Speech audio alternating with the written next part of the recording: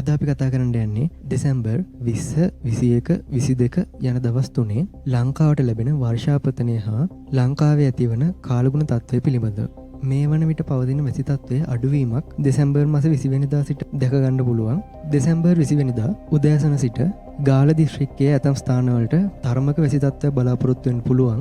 දහවල් 1-2 වන විට ගාල්ල, දෙනියාය, රත්නපුර වැනි ප්‍රදේශවලට වැසි තත්ත්වයේ සුළු වැඩිවීමක් බලාපොරොත්තු වෙන්න පුළුවන්. සවස් කාලය වන විට එම වැසි තත්ත්වය වැඩි වී රාත්‍රිය වෙන විට වැසි තත්ත්වය පහව යනවා. දෙසැම්බර් 21 වන දින ලංකාවට ගිනිකොන දෙසින් වූ මඩකලපුව හා අම්පාර දිස්ත්‍රික්කවල සුළු වර්ෂාපතනයක් බලාපොරොත්තු වෙන්න පුළුවන්. දහවල් 2 පමණ වන විට රත්නපුර, දෙනියාය, ගාල්ල, මාතර යන ප්‍රදේශවලට වර්ෂාපතනයක් ලැබෙන්න පුළුවන්. සවස් කාලය වන විට එය වර්ධනය වී රාත්‍රී 10 පමණ වෙන විට එය පහව යනවා. ඒ වගේම අම්පාර, මඩකලපුව, මහියංගනය, නුවරඑළිය දිස්ත්‍රික්කවලට රාත්‍රී කාලයේ සුළු වර්ෂාපතනයක් බලාපොරොත්තු වෙන්න පුළුවන්. දෙසැම්බර් 22 වන දින එය වර්ධනය වී ලංකාවේ ඊසාන දිගින් වූ ප්‍රදේශවල එනම් ත්‍රිකුණාමලය, මඩකලපුව, අම්පාර, මොනරාගල, දඹුල්ල සහ කළුතර, ගාල්ල යන ප්‍රදේශවලත් වර්ෂාපතනයක් බලාපොරොත්තු වෙන්න පුළුවන්.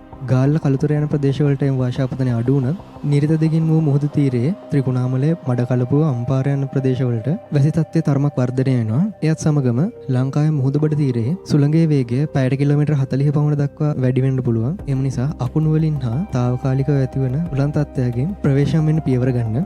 කෙසේ වෙතත් ලංකාවට සුළු කුණාටුවක් ඇතිවීමට හෝ පවතින සුළු කුණාටුවක් ලංකාව තුළට ගමන් කිරීමට තවමත් කිසිදු හැකියාවක් නැහැ. එම නිසා අනවශ්‍ය පරිදි බිය විය යුතු නැහැ. විශේෂයෙන්ම මධ්‍යම කඳුකරයේ නැගෙනහිර බෑවුමට ලැබෙන වර්ෂාපතනය නිසා එම ප්‍රදේශවල ජීවත් වන ජනතාව නායෑම් යන අනතුරු සිදු විය හැකි බැවින් ඒ පිළිබඳව අවධානය යොමු කර ආරක්ෂාව සඳහා සුදුසු පියවරක් ගත යුතුයි. ඉතින් මේ විදිහට තමයි ලංකාවට දෙසැම්බර් 20, 21, 22 යන දින තුනේදී වර්ෂාව ලැබෙන්නේ. මෙවැනි අලුත් තොරතුරු සමග ඉක්මනින් හමු වෙමු. සුබ දවසක්.